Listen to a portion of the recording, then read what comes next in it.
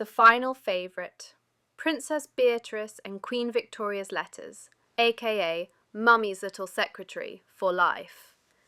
Welcome back to Past People, the place where royal daughters can't catch a break, their pens are mightier than their coronets, and Queen Victoria emotionally entraps her offspring one by one like Pokemon.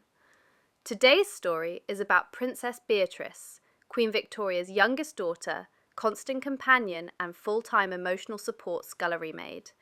This woman didn't just get letters from her mother, she lived inside them and then spent her entire adult life transcribing, editing and preserving them like a Victorian version of Microsoft Word with a corset. This is the tale of the most codependent relationship in British royal history, the letters that shaped an empire's legacy, and the woman who gave up everything for a job she never applied for. So grab your monogrammed blotting paper, your mourning veil, and a cup of something stronger than tea, because this is the chronically sacrificial life of Princess Beatrice and her never-ending letters from Queen Victoria, the baby who never left. Let's start in 1857. Queen Victoria has popped out 8 children already. She's tired. Prince Albert is still emotionally intense. And then comes Beatrice, the 9th and final royal baby. Nicknamed Baby for decades, Beatrice is bright, gentle, musical, and deeply adored by both parents. Then, in 1861, everything changes. Prince Albert dies.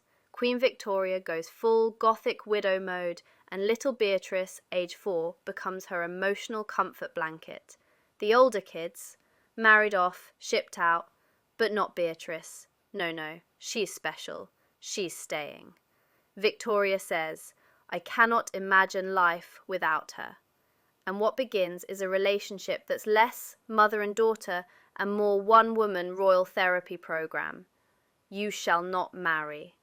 As Beatrice grows up, she becomes her mother's shadow. Literally. She sits beside her at every meeting, accompanies her to every event, sleeps next door, reads aloud, takes dictation, writes letters, comforts her through every mood swing. Beatrice's life becomes one long string of "Yes, Mama," "No, Mama," "Would you like the draft of your letter to Disraeli, Mama?" But Beatrice dares to fall in love. Enter Prince Henry of Battenberg, a handsome, charming, and frankly too good for this family minor royal. They meet, they flirt, they whisper sweet nothings over piano duets, and Beatrice swoons. She tells her mother, and Queen Victoria goes into a full emotional meltdown. Letters fly like cannon fire. Victoria writes, "You would abandon me, your poor old mother, to loneliness and despair, after all I have suffered." Beatrice, "Mama, he's lovely, and I'm 27. Please." "Only if you both live with me forever, and you continue your secretarial duties." Beatrice agrees, because of course she does. Letters, loss, and a war she didn't want. So Beatrice marries Henry, who is now not just a prince, but a prisoner at court. He's kind, funny, popular, and utterly wasted in Queen Victoria's orbit. Desperate for freedom, he volunteers for the Ashanti War in West Africa in 1895, just to get away from Windsor. Beatrice writes, "I fear his leaving, and yet I understand it. There is no room for men to breathe at court." Victoria, of course, hates this. She tries to stop him, sends letters, threatens disinheritance. But Henry goes anyway, and dies of malaria en route home. Beatrice is devastated. Her letters to Victoria become uncharacteristically angry. "Why must everything I love be taken from me?" Victoria, suddenly facing a broken daughter, becomes briefly human. She writes, "You are not alone, my darling baby. I know this pain too well." It's the one moment of mutual emotional honesty they share.